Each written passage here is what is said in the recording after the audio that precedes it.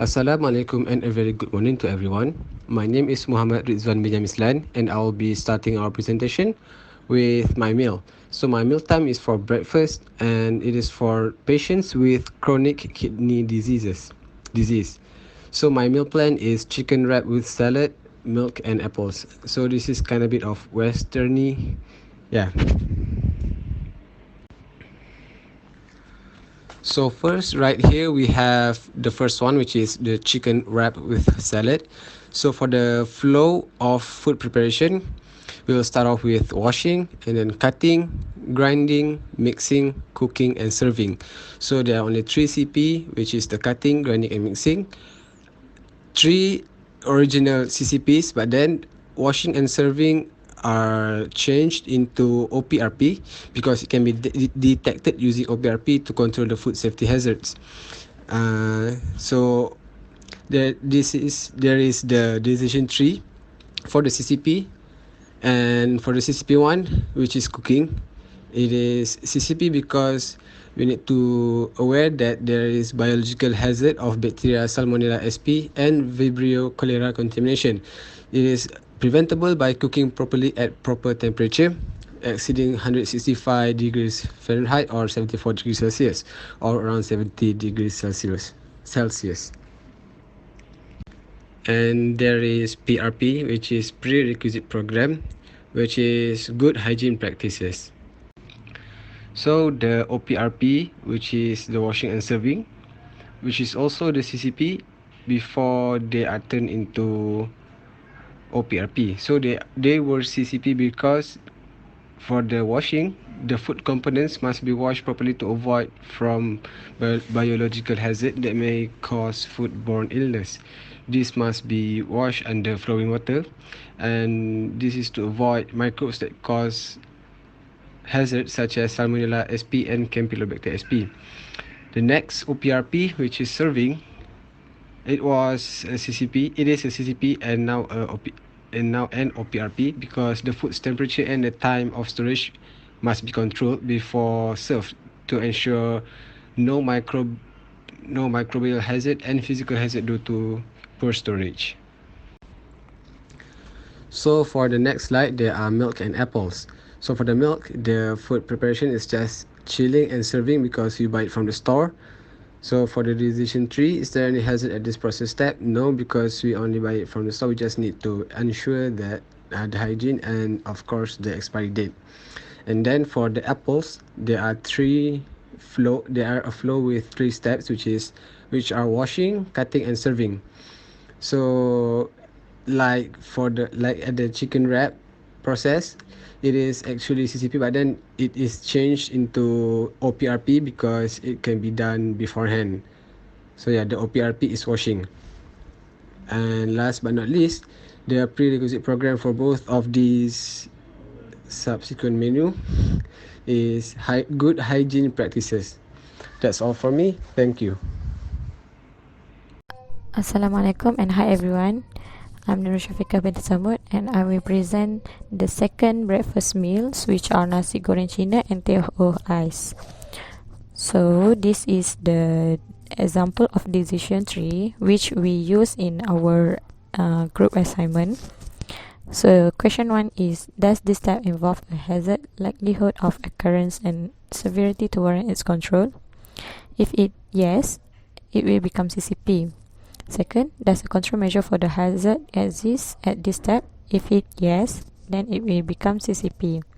Question 3, is control at this step necessary to prevent, reduce or eliminate risk of hazard to consumers? If the answer is yes, so it will become CCP. So in nasi goreng Cina, we have identified several CCP. The first one is washing. Second one is heating. Third is adding raw materials such as chickens, carrots and beans. The fourth one is adding cooked rice.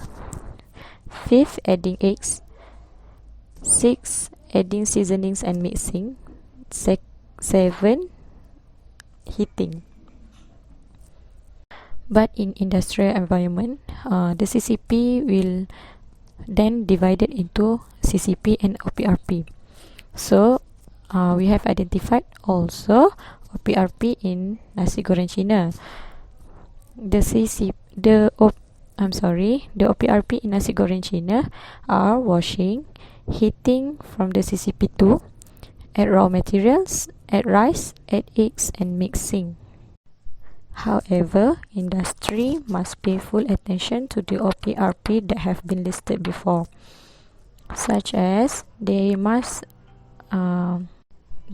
make sure that the raw materials such as chicken, carrot, and beans must be washed cleanly so that the hazard could be reduced, and the other ingredients should be washed cleanly to avoid the physical hazard, biological hazard, and chemical hazard and allergen.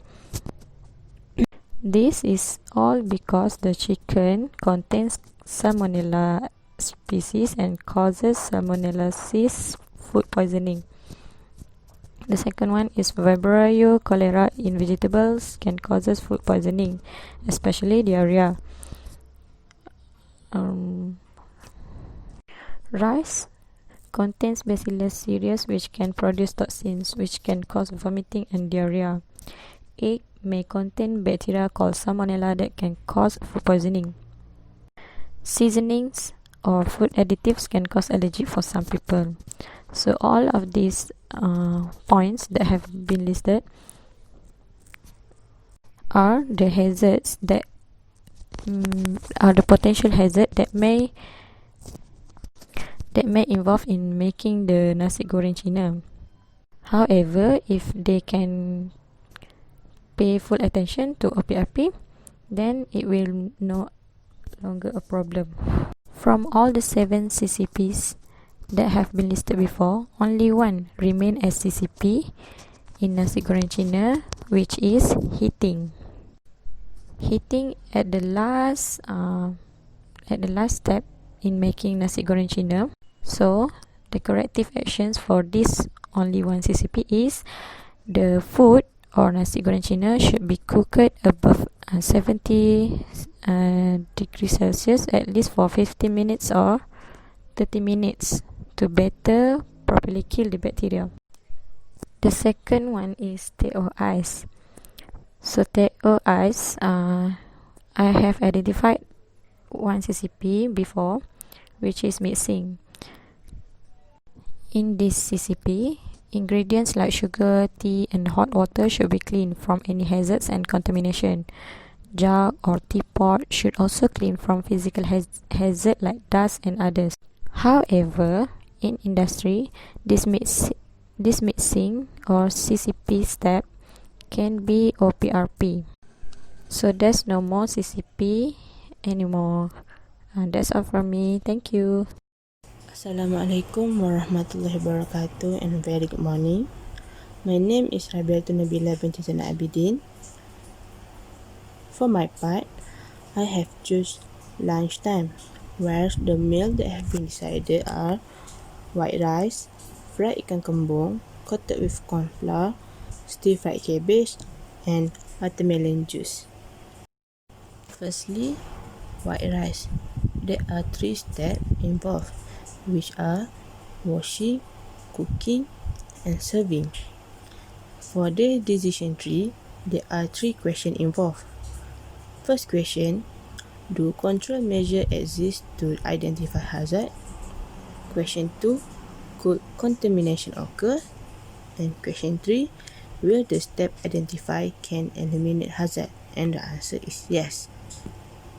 As we can see from the method, the CCP1 is washing, because during washing process, it may involve physical and biological hazard, because rice should be rinsed until the water become clear and clean. The rice may contain husk and stone. Sometimes it may contain rice lice. From CCP listed above, the OPRP are washing. Next, fried ikan kembung coated with corn flour.